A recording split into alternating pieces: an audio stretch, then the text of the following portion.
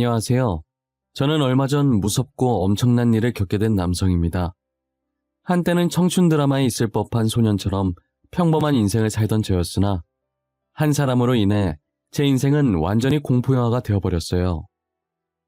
왜 하필 저 같은 사람한테 이런 일이 생겼는지 모르겠지만 사람을 잘 믿던 제게 하늘이 교훈을 알려주는 것이라고 생각하고 있어요. 저를 이렇게까지 질리게 만든 것은 다름 아닌 얼마 전 이혼한 저의 아내인데요. 저는 지금부터 공포영화 같은 제 이야기를 여러분들께 들려드리려고 합니다. 저와 아내는 첫 만남부터 청춘 드라마 버금갈 만큼 로맨틱했어요. 제가 갓 대학생이 되던 무렵이었는데 평소 사진 찍는 것을 좋아해서 사진 동아리에 들어갔어요. 저는 사람을 찍는 것보다 풍경 사진을 찍는 것을 즐겼었죠. 하늘도 찍었다가 꽃도 찍었다가 길거리도 찍었다가 여러 가지 각도로 다양한 것을 찍었어요. 고개를 돌렸더니 핑크 뮬리가 이쁘게 폈길래 찍어서 액자로 걸어두면 좋겠다는 생각에 카메라를 들어서 초점을 맞추고 있었어요. 그런데 바람이 일렁이면서 뮬리가 흩날리더니 그 사이로 한 여자가 보이더라고요. 저는 뭔가에 홀린 듯한 느낌을 받았고 카메라를 천천히 내려서 그 여자를 쳐다봤어요. 한동안은 멍하니 계속 그러고 쳐다보게 되더라고요. 그러다 여자가 머리를 흩날리면서 제 쪽을 쳐다봤고 저는 눈이 마주치자마자 뒤돌아버렸어요. 심호흡을 한 번 하고 다시 여자가 있던 쪽을 쳐다봤는데 이미 여자는 사라진 뒤였어요. 전화번호라도 물어볼 걸, 아니 말이라도 한번 걸어볼 걸 싶었죠. 집에 와서도 계속 그 여자가 생각났고 말 걸어보지 못한 걸 후회했어요. 그 동네 사람인지 다른 지역에서 놀러온 사람인지 알 수 없기 때문에 다시는 못 만나게 될 줄 알았어요. 하지만 저희가 하늘에서 맺어준 운명이었던 건지 얼마 지나지 않아서 한 꽃집에서 만나게 된 거예요. 갑자기 인테리어에 관심이 생겨서 방을 조금 꾸미고 사진을 찍어볼까라는 생각이 들었어요. 방을 꾸며봤는데 조금 허전해서 조그만 화분을 하나 놓아볼까 싶은 생각에 꽃집으로 향했어요. 난생 처음 꽃집에 와봐서 뭐가 뭔지 도통 모르겠더라고요. 아무리 제가 꽃을 찍으러 다닌다고 하지만 길거리에 피어난 꽃을 보고 이쁘다면서 카메라로 찍을 줄만 알았지 막상 이름을 아는 꽃이 몇 개 없었어요. 직원한테 도움을 받아보고자 가게를 두리번거렸는데 아무도 없었죠. 뒤쪽에 조그만 쪽문이 있어서 혹시나 하는 마음에 아무도 없냐고 말했고 정말 영화처럼 쪽문에서 그때 뮬리 사이로 보이던 그 여자가 나오는 거예요. 저는 여자를 보는 순간 운명이라고 생각했어요. 그래서 꽃을 추천받고 결제하면서 옆에 있던 조그만 쪽지에 제 번호를 적어서 건네주었죠. 여자는 종이를 받아들고는 양볼이 발그레해지면서 수줍게 웃더라고요. 사실 제 번호를 주면서도 기대는 안 하고 있었는데 꽃집 마감 시간에 그녀에게서 연락이 왔더라고요. 몇 번 이야기 주고받다가 제가 그때 뮬리밭에서 본 적 있다고 이야기를 했어요. 저 사실 얼마 전에 다른 동네에서 수현 씨 본 적 있어요. 수현 씨도 저를 봤을지는 모르겠지만 저는 똑똑히 기억해요. 그때 뮬리밭에 있던 수현 씨를요. 진짜요? 저 며칠 전에 뮬리밭 간 적 있는데 아 설마 혹시 저랑 눈 마주치고 바로 뒤도셨던 그분이세요? 손에 카메라 들고 계시던... 네 맞아요. 기억하시네요? 이거 뭔가 기분이 살짝 이상하네요. 수현 씨가 기억하고 계실 줄은 진짜 상상도 못했거든요. 하늘도 찍고 길거리도 찍고 막 그러시던데 사진 찍는 모습이 멋있었어요. 저는 카메라도 잘 모르고 사진도 잘 못 찍어서 그런지 대영 씨의 그런 모습이 너무 멋있었어요. 제가 그녀를 봤다고 하자 그녀는 놀라면서 그때 그 사람이 저였냐고 하더라고요. 사실 그녀도 제가 사진 찍고 있는 모습을 봤었다고 하면서요. 집중하는 모습이 멋있어서 번호 물어보고 싶었는데 뮬리밭에서 제가 시선을 피하길래 관심 없는 줄 알고 그냥 지나쳤다고 하더라고요. 어떻게 이런 운명이 있냐며 둘이서 엄청 신기했어요. 만날 사람은 만나게 되어 있다더니 그게 저희 둘인 것 같다면서 신나 있었죠. 그녀는 제가 꽃을 샀던 곳에서 일하는 아르바이트생이었어요. 저랑 동갑에 원래라면 저처럼 대학을 다니고 있어야 하는데 집안 형편이 어려워서 휴학하고 아르바이트를 하고 있다고 하더라고요. 아직은 둘 다 대학생 신분이니 집안 형편 따위는 전혀 신경 쓰이지 않았어요. 저는 그녀가 열심히 살려고 노력하는 모습이 오히려 보기 좋았고 더 매력적으로 느껴졌죠. 몇 번 만나다가 더 이상은 마음을 숨길 수 없어서 고백을 했고 그녀는 왜 이제서야 고백하냐며 제 고백을 받아주면서 본격적으로 연인으로 만나기 시작했어요. 저희는 6년이란 시간을 만났고 그 사이 저는 군대도 갔다 오고 대학도 졸업해서 취준생이었죠. 대기업을 목표로 준비하고 있었고 취직만 하게 되면 여자친구와 바로 결혼을 하고 싶었어요. 여자친구는 여전히 그 꽃집에서 아르바이트를 하고 있었어요. 재학과 휴학, 그리고 아르바이트를 꾸준히 병행하고 있었죠. 스트레스 받고 힘들만도 한데 늘 저를 먼저 위해주고 챙겨주는 착한 여자친구였어요. 그래도 제가 학교 다니면서 학점 관리도 열심히 하고 필요한 자격증들도 미리 다 따놓았어서 다른 친구들보다는 비교적 빠르게 취업에 성공했어요. 사실 저희 아버지께서 사업을 하셔서 저는 다른 회사에 가지 않고 저희 아버지 뒤를 잇고 싶었어요.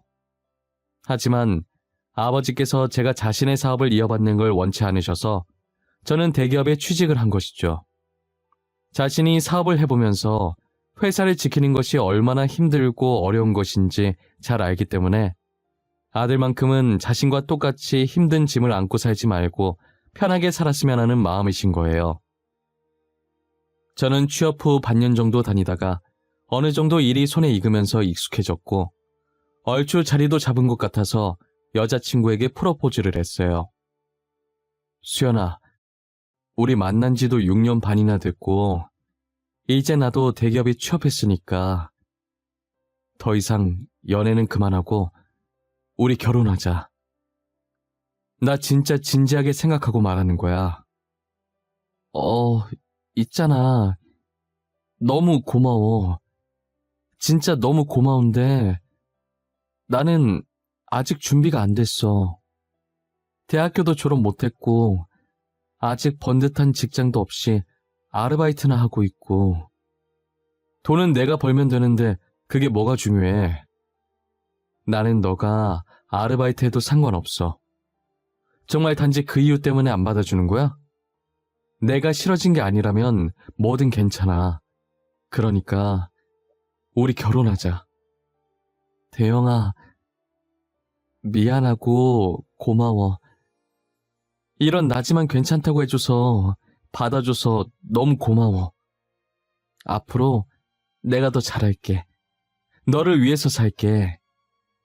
네 말대로 우리 결혼하자. 여자친구는 아직 자신이 대학 졸업도 못했고 아르바이트생 신분이라 능력이 없다는 게 마음에 걸렸는지 처음엔 미안하다고 하면서 제 프로포즈를 못 받아주겠다고 하는 거예요. 하지만 저는 대기업에 취업을 했고 안정적인 월급에 회사에서 인정도 받고 있어서 여자친구쯤은 거뜬하게 먹여 살릴 자신이 있었어요. 저는 여자친구에게 어떤 이유든 괜찮다고 싫어진 게 아니라면 결혼하자고 말했죠. 여자친구는 울면서 이런 자신을 받아줘서 고맙다고 하면서 제 청혼을 받아줬어요. 저희는 결혼을 했고 아내는 여전히 꽃집에서 아르바이트를 했어요. 꽃으로 무언가를 꾸밀 때 제일 행복해 보여서 말리고 싶지 않았어요. 꽃을 만지며 행복해하는 아내를 볼 때면 저까지 행복한 기분이 들었어요. 동갑인지라 서로 티격태격하긴 하지만 여전히 사이가 좋았어요. 아내는 저와 저희 부모님이 말하지 않아도 혼자 시댁에 방문해 애교를 부리곤 했어요. 저희 어머니는 착하면서 넉살도 좋다고 아내를 엄청 좋아했어요. 저희 어머니뿐만 아니라 저희 아버지께서도 아내를 굉장히 아끼셨죠. 가끔 보면 친아들은 저인데 저보다 아내를 더 챙겨서 질투가 날 지경이었어요. 하지만 저희가 결혼한 지 2년도 채 되지 않아 저희 아버지께서는 병으로 저희 곁을 떠나셨어요. 가난 말기로 고통스러워하시다가 돌아가셔서 당시 아내가 얼마나 울었는지 몰라요. 저는 아파하시는 아버지 때문에 한 번 울고 쓰러질 듯 우는 아내 때문에 한 번 울었어요. 아버지를 떠나 보낼 때까지 어머니도 저도 아내도 힘든 시간을 보내야 했죠. 유품을 정리하는 동안에도 어찌나 눈물이 나던지 물건 하나 집어들고 울고 내려놓고 울고를 반복했어요. 저희 아버지 재산은 유언장에 적힌 대로 전부 저희 어머니에게로 돌아갔어요. 회사는 이미 다른 사람에게 비싼 값에 팔아넘겼고 가지고 계신 땅과 돈 전부 저희 어머니에게 돌아갔죠. 저는 어차피 외아들이라 형제들끼리 재산 다툼할 것도 없었고 그렇다고 재산에 관심이 있는 것도 아니었어요. 그래서 아버지 재산이 전부 어머니한테 돌아갔다고 들었을 때도 아무 생각이 없었어요. 어머니께서 알아서 잘하시겠지 싶은 생각밖에 안 들었어요. 저는 아버지를 마음으로도 잘 보내드리고 다시 예전처럼 생활을 하고 있었어요. 아내는 계속 저를 보고 쭈뼛거리면서 할 말이 있다고 하더라고요. 여보, 내가 할 말이 있는데 혹시 시간 괜찮아? 진짜 잠깐이면 돼. 시간 많이 안 뺏어 먹을게. 당신 너무 바쁘면 나중에 해도 되고. 아니야, 시간 괜찮아. 근데 왜, 무슨 일인데? 심각한 일이야? 당신 표정 엄청 비장해 보여. 다른 게 아니라 이제 아버님도 돌아가시고 어머님 혼자 계시잖아. 아무래도 아버님이랑 살다가 혼자 살게 되면 외로우실 것 같아서 그냥 우리가 모시고 사는 게 어떨까 해서. 나는 우리 엄마니까 결혼 전까지도 같이 살았어서 괜찮은데 당신은 진짜 괜찮겠어? 엄마가 우리랑 살아도 안 불편하겠어? 아무래도 처음엔 불편하겠지. 그런데 혼자 계신 것보단 우리랑 지내는 게 나을 것 같아서. 우리라도 있으면 덜 외로우실 거야. 티는 안 내셔도 지금 얼마나 외로우시겠어. 그래, 당신 뜻이 정 그렇다면 그렇게 해. 난 어떻게 하든 상관없어. 일단은 같이 살아보다가 나중에라도 불편해지면 바로 나한테 말해. 알겠지? 아내는 고맙게도 아버지를 보내고 혼자 남은 어머니를 모시자고 먼저 제안을 하더라고요. 솔직히 요즘 시대에 어느 누가 시어머니를 모시려고 하겠어요. 그것도 자진해서 본인이 먼저 모시자고 하면서까지요. 저는 시어머니를 생각하는 아내의 착한 마음씨에 감동받았어요. 아내의 뜻대로 본가를 정리하고 어머니를 저희 집으로 모셨어요. 처음엔 어머니가 싫다고 하셨지만 아내가 같이 살자고 계속 조르니 두 손 두 발 다 들고 오신 거예요. 어머니는 저희와 살면서 잃었던 웃음도 다시 되찾으시고 아내는 어머니를 친엄마처럼 살뜰히 보살폈어요. 늘 어머니께서 저보고 어디서 이런 며느리를 데리고 왔냐면서 칭찬을 하셨죠. 그렇게 계속 잘 지내주면 좋으련만 몇 개월이 채 지나지 않아서 저희 집은 흔들리기 시작했어요. 어머니께서 계속 알 수 없는 말을 제게 하시는 거예요. 태영아, 나 너무 무서워. 나 나갈래. 여기서 나가게 해줘, 응? 태영아, 어미 좀 살려다오. 나는 죽고 싶지 않다. 나는 아직도 살고 싶어. 엄마 왜 그래요? 저 좀 봐봐요, 네? 제 눈 좀 보라고요. 무슨 일이에요? 도대체 무슨 일이길래 이렇게 몸을 떨고. 나 여기서 꺼내다오. 나 이렇게 죽고 싶지 않아. 수연이가 날 죽이려고 해. 태영아, 나 너무 무서워. 난 나가게 해다오. 다시 우리 집으로 보내다오. 어? 그게 무슨 말이에요? 알아듣게 좀 얘기해요. 수연이가 뭘 어쨌다고요? 도대체 수연이가 엄마를 왜 죽이려고 해요? 악몽이라도 꾼 거예요? 어머니는 계속 알 수 없는 얘기만 하시고 아내가 자신을 죽이려고 한다고 하시더라고요. 악몽이라도 꾸신 건가 싶어서 평소 어머니께서 드시던 수면제를 먹이고 재웠어요. 저희 아버지가 돌아가신 뒤로 잠을 못 주무셔서 병원에서 처방받은 약이었죠. 약을 먹고 곤히 주무시는 어머니의 이마에 맺힌 땀을 수건으로 닦아드렸어요. 저는 단순 악몽으로 생각하고 아내에게 따로 어머니 얘기를 하지 않았어요. 그런데 날이 갈수록 어머니의 증세가 심각해져 가더라고요. 심할 때는 구석에 가서 웅크리고 있길래 다가가 보면 두려움에 온몸을 떨고 계셨어요. 왜 그러냐고 물어도 아내가 자신을 죽이려고 한다고 자기 보고 죽으라고 했다는 말만 반복하셨죠. 저는 아내가 평소 어떤 사람인지 잘 알기에 어머니가 계속 같은 말을 하셔도 믿지 않았어요. 오히려 어머니한테 무슨 문제가 있나 생각이 들었죠. 혹시나 하는 마음에 어머니를 모시고 병원으로 데리고 갔어요. 그리고 각종 검사를 마쳤고 다행히 건강상의 문제는 없었고 다만 치매 초기 진단을 받게 되었죠. 다행인 건 그나마 진행 속도가 느려서 약만 잘 챙겨 먹으면 문제가 없다고 하시더라고요. 아직 어머니 나이면 젊은 편인데 벌써 치매 판정을 받아서 당황스러웠어요. 그리고 그동안 아내가 자신을 죽이라고 했다는 말도 치매 증상 중 하나였나 싶은 생각이 들었죠. 아내가 쉬는 날도 없이 꽃집 알바를 했었는데 사장님이 사정상 꽃집을 팔아버려서 일을 그만뒀다더라고요. 그동안 일 열심히 했으니 이왕 이렇게 된 거 휴가라고 생각하고 조금 쉬라고 했어요. 아내는 간만에 쉰다는 생각에 친구들과 주말 여행 계획을 세우고 있더라고요. 한창 계획을 세우다 어머니 걱정을 하길래 제가 보살피겠다고 안심시켰어요.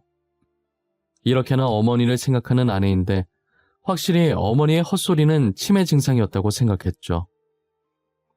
그렇게 아내는 여행을 떠났고 아내가 여행을 떠남과 동시에 어머니 표정이 편안해지더라고요. 평소랑 다르게 밥도 잘 드시고 저랑 말도 잘하고 확실히 얼굴에 활기가 도셨어요. 그런데 아내가 집으로 돌아온 날부터 다시 불안 증세가 생기시더라고요.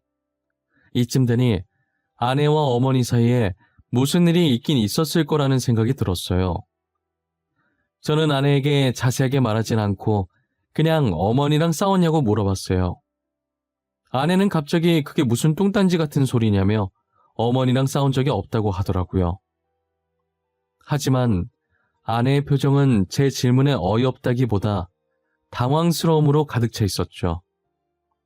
아니면 됐다고 말했지만 아내 표정만 봐도 확실히 무슨 일이 있었다는 걸 알 수 있었죠. 저는 아내 없을 때 어머니 방에 들어가서 정확하게 둘 사이에 있었던 일을 뭔지 물어봤어요. 엄마, 지금 수연이 없어요. 도대체 둘이 무슨 일이 있었던 거예요? 저한테 차근차근 말해보세요. 엄마가 말하셔야 제가 도와드릴 수 있어요.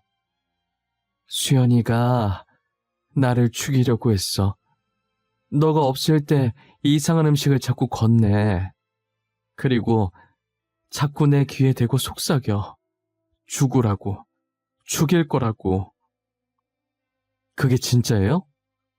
수연이 절대 그럴 애 아닌데. 엄마도 잘 아시잖아요. 수연이가 어떤 앤지.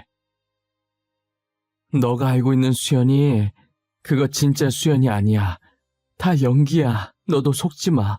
알겠어? 이 에이미 꼴 나기 전에 너라도 정신 똑바로 차리고 살아야 해. 어머니의 말을 들은 저는 충격을 받지 않을 수가 없었어요. 어머니 주장에 의하면 아내는 매일같이 어머니 귀에 죽으라고 저주하듯 속삭이고 정말 말도 안 되는 행동들을 어머니께 한다는 거예요. 증거가 없어서 확실히 믿을 수는 없었지만 어머니 상태가 점점 심각해져서 뭔 일이 날 것 같다는 걱정에 아무도 없을 때 제가 어머니 방에만 홈캠을 달아놨어요. 그리고 저는 약속 있는 척 집을 비우고 어머니와 아내의 단둘만 남게 했죠. 나오자마자 곧장 주차장으로 가서 차에 올라탄 뒤 노트북을 켜고 홈캠과 연결했어요. 저는 홈캠으로 본 어머니와 아내의 모습에 경악을 할 수밖에 없었어요. 아내가 방으로 들어와서 저한테 자기 얘기했냐며 소리 지르고 난리가 난 거예요. 어머니는 무서움에 구석으로 가서 몸을 웅크리고 계셨죠. 이 노친네가 미쳤나? 죽으라고. 왜 안 죽어? 내가 죽으라고 했잖아. 죽는 게 그렇게 어려워? 아가, 내가 잘못했다. 제발 한 번만 받아워. 다시는 대영이에게 말 안 하마. 나 진짜 별말 안 했어. 진짜야. 믿어다오. 이미 말해놓고 뭘 말 안 했다는 거야. 그나저나 돈 어디다 숨겼어? 니년 남편이 남긴 재산들 다 어디 갔냐고. 도대체 어디에다 꽁꽁 숨겨놨길래 몇 날 며칠을 뒤져도 안 나오는 거야. 제발 그것만은 건들지 말거라. 내가 이렇게 부탁하마. 나한테 막해도 좋아. 하지만 그 돈만큼은 건들지 말아다오. 우리 남편이 힘들게 모은 재산이란 말이다. 니년 치매라며. 나중에 어디다 숨겼는지 기억도 못하는 거 아니야? 그 전에 당장 내놔. 알겠어? 아, 잠깐만. 이 시간에 누가 전화를... 자기야. 홈캠 속에 찍힌 아내의 모습은 정말 그동안 제가 알던 사람이 아니었어요. 화면 속 아내는 어머니께 반말에 폭언을 퍼붓는 것도 모자라 물건도 집어 던지며 포악한 모습을 보였어요. 게다가 시어머니 앞에서 내연남으로 보이는 사람과 통화도 서슴지 않게 했죠. 어머니는 익숙한 일인지 바로 앞에서 며느리가 아들 두고 다른 남자랑 통화하는데 놀라지도 않더라고요. 이제야 어머니의 말들이 하나씩 이해가기 시작했고 혼자서 힘들었을 어머니한테 너무 죄송했어요. 저는 홈캠을 본으로 아내가 외도를 했다는 확실한 증거를 찾기 시작했어요. 홈캠엔 스피커폰으로 한 게 아니라서 남자 목소리가 들리지 않았고 장난으로 친구끼리 자기야라고 했다고 아내가 우길 수도 있기 때문에 상대가 남자라는 증거를 찾아야겠다는 생각을 했어요. 아직도 아내의 행동이 믿기지 않았고 다른 사람도 아니고 저희 어머니한테 그랬다는 사실에 화가 났어요. 어떻게 외도 증거를 잡아야 할까 생각하다가 호텔 숙박권을 아내에게 선물로 줬어요. 여보, 내가 호텔 숙박권이 생겼거든? 근데 이번에 중요한 프로젝트를 맡게 돼서 기간 안에 못 갈 것 같아. 당신이 나 대신 갔다 올래? 2인권이라 친구랑 놀러 갔다 오면 되겠네. 진짜? 당신이 나한테 주면 나야 고맙게 갔다 오지. 근데 이거 내가 대신 써도 되는 거야? 여기 비싼 호텔이잖아. 나만 가긴 좀 미안한데? 아니야, 괜찮아. 못 가서 버리는 것보단 누구라도 대신 가는 게 더 낫지. 당신이 친구랑 놀러 갔다 와. 여기 조식도 되게 맛있대. 아싸, 당신 덕분에 이게 무슨 횡재야. 내가 진짜 남편 하나는 잘 뒀다니까? 같이 가면 더 좋을 텐데. 대신 내가 당신 목까지 재밌게 놀고 재밌게 먹고 올게. 제가 무슨 의도로 호텔 숙박권을 줬는지 아무것도 모르는 아내는 연신 숙박권을 보며 좋아했어요. 저번에 친구랑 주말 여행 간 곳도 분명 내연남이랑 갔다는 생각이 들었고 이번에 받은 호텔 숙박권도 무조건 내연남이랑 갈 거라는 확신이 들었죠. 저는 프로젝트 때문에 회의 가는 척하면서 먼저 나와 호텔 로비에서 기다리고 있었어요. 2시간 정도 지난 후 아내와 내연남이 팔짱 끼고 들어오더라고요. 1초라도 놓칠세라 입구에서 두 사람이 보이자마자 곧바로 카메라를 들고 그 둘을 몰래 찍었어요. 어머니한테는 그렇게 못되게 해놓고 내연남이랑은 하하호호 웃는 게 사이코패스 같았죠. 저는 마스터키를 들고 그들이 들어간 객실 입구에 서 있었어요. 아내가 모르는 게 하나 있었는데 그 호텔은 아버지 지인께서 운영하시는 호텔이었어요. 아버지께서 살아생전 인맥 관리를 잘하셔서 아직도 저와 연락하시는 분들이 많았어요. 제가 삼촌이라고 부를 정도로 친한 사이인 아버지 지인이 운영하는 호텔이라 어디 내놓기 부끄러운 가정사지만 대충 설명드리고 객실 마스터키를 받아냈죠. 문 앞에 서 있는데 두 사람의 비음 섞인 목소리가 새어나오더라고요. 마음 같아서 문을 부수고 들어가고 싶었지만 참았어요. 저는 한 손엔 카메라를 들고 한 손엔 마스터키로 재빨리 문을 열었죠. 들어가자마자 카메라를 들이밀었고 화면엔 그들이 애정행각 중이던 게 적나라하게 담겼죠. 두 사람은 저를 발견하고 이불 속으로 급하게 들어가더라고요. 이렇게 대놓고 들켜버리니 아내는 해명도 하지 못하고 울기만 하더라고요. 저는 카메라를 내리고 아내에게 말했어요. 지금 울고 싶은 사람이 누군데 우는 거야? 당신, 어떻게 나를 속이고 이 짓거리를 할 수가 있어? 도대체 지금 이게 뭐냐고! 당신 정말 제정신이야? 여보, 내가 잘못했어. 일단 화내지 말고 진정 좀 해봐. 내가 다 설명할게, 어? 처음부터 다 설명할게. 이게 어떻게 된 거냐면 말이야. 야, 더러운 입 닥쳐. 듣고 싶지 않으니까. 그리고 뭐? 화내지 말고 진정을 해? 네가 내 입장이면 진정할 수 있겠어? 너 혹시 저번 주말에 친구랑 여행 간 것도 저놈이랑 갔냐? 뭐? 너 여행 갔었어? 언제? 설마 너 또 그 남자 만났냐? 도대체 남자가 몇 명이야? 얼마 전에도 그 남자 만나다 나한테 걸리지 않았냐? 그리고 너 결혼 안 했다며? 근데 저 사람한테 여보? 수연아, 너 정말 능력 좋네. 내 연남이 이 남자 하나가 아니었어? 너 도대체 어디까지 갈 생각이야? 이젠 놀랍지도 않다.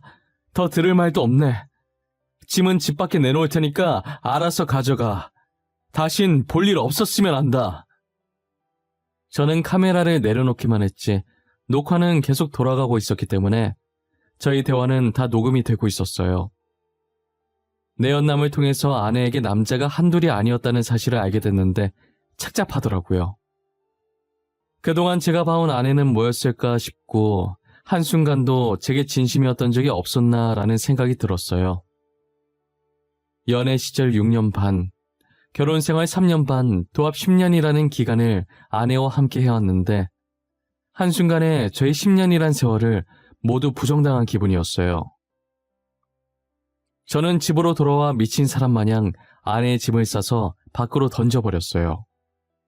거실에 걸린 결혼 사진은 바닥에 던져서 액자를 깨부수고 사진을 꺼내 갈기갈기 찢어버렸죠. 액자 깨지는 소리에 놀라서 나오신 어머니는 저를 보자마자 울면서 안아주시더라고요. 저는 눈물은 안 나왔고 실성한 사람처럼 자꾸 헛웃음이 새어나왔어요. 어머니에게 죄송한 마음과 제 자신이 너무 한심한 그런 복합적인 감정이었죠. 저는 모든 증거들을 가지고 아내에게 걸 수 있는 모든 소송을 다 걸었고 다른 상간남에 대한 증거가 없었기 때문에 호텔에 같이 있던 남자에게만 상간남 소송을 걸었어요. 도대체 아내는 왜 저희한테 상처를 준 건지 이유라도 묻고 싶어서 재판 마지막 날 물어봤어요. 처음엔 저를 진심으로 사랑했지만 점점 익숙해져갔고 나중엔 다른 남자가 끌렸다고 하더라고요. 하지만 번듯한 직장을 가진 사람이 저밖에 없어서 저와 결혼을 했다는 거예요. 그러다 저희 아버지 유품 정리하면서 우연히 유언장을 보게 되었고 꽤나 많은 재산이 전부 어머니께 간 걸 알고 아내가 돈에 눈이 돌아버린 거죠. 그래서 어머니한테 그 돈을 뺐으면 호텔에 같이 있었던 상간남과 도망을 가려고 했다더라고요. 아내 혼자서 아버지 재산으로 아주 드라마 각본을 짜고 있었던 거예요. 이유를 들으니 더 어처구니가 없어졌고 차라리 이유를 듣지 말 걸 그랬다 싶었어요. 그렇게 저는 아내와 이혼을 했고 위자료를 챙겨서 어머니와 함께 회사랑은 조금 멀긴 하지만 예전에 살던 집과 최대한 떨어진 곳에 이사를 했어요. 그리고 어머니는 치매 치료도 하면서 심리 상담을 받으며 전 아내에게 받았던 상처들을 치료하고 있죠. 전 아내와 떨어진 이후로는 어머니께서 많이 밝아지시고 예전 모습으로 돌아가셨어요. 가슴속엔 아직 상처들이 아물진 않았지만 잊어보려고 많이 노력 중이시죠. 어머니께서 저와 전 아내가 결혼한 지 1년쯤 되었을 때 손자가 보고 싶다고 노래를 부르셨었는데 당시에 저희가 아이 생각이 없어서 매번 다음에 했었거든요. 그런데 지금 생각해보니 저희 사이에 아이가 없다는 게 천만다행이었어요. 어머니께서도 자기가 그동안 엄청 보챘었는데 지금은 아이 안 낳길 잘했다고 하세요. 아마 아이를 낳았더라면 아이까지도 저희와 같은 상처를 안고 살아가야 했을 거예요. 전 아내 때문에 스트레스를 많이 받아서 그런지 처음 치매 진단 받았을 때보다 진행 속도가 빨라졌더라고요. 그래서 약물 치료해가면서 제가 열심히 옆에서 어머니를 보살피고 있어요. 그래도 어머니께서 심적으로 안정을 많이 되찾으니까 저도 같이 마음이 조금 놓이더라고요. 그리고 아버지가 돌아가신 뒤로 달고 다니던 수면제도 지금은 많이 끊으셨어요. 이젠 약 없이 저와 오손도손 대화를 나누다가 잠이 드세요. 저는 항상 어머니 방에 가서 어머니를 재워드리고 하루를 마무리하죠. 오늘도 무사하게 지나가게 해주셔서 감사하다고, 이대로만 계속 지내게 해달라고, 종교는 없지만 무작정 하늘에 대고 빌고 또 빌어요. 하늘은 저희가 가여우셨는지 아직까지는 제 소원을 잘 들어주고 계시더라고요. 이대로만 평안히 하루하루를 마무리했으면 좋겠어요. 제 이야기는 여기까지입니다. 여러분들이 보시기에 제 사연이 답답하신가요? 아니면 약간의 시원함이 공존하셨나요? 저는 시원하기도 하면서 답답하기도 하네요. 여러분들도 저와 같은 마음이셨을까요? 요즘 날이 많이 풀렸는데 아직은 아침 저녁으로 쌀쌀한 편이에요. 이런 날 감기 걸리기 쉬우니 다들 건강 잘 챙기셨으면 좋겠습니다. 지금까지 제 이야기 들어주셔서 감사하고 늘 건강하고 주변 사람들 챙기면서 행복한 하루 보내시길 바랄게요.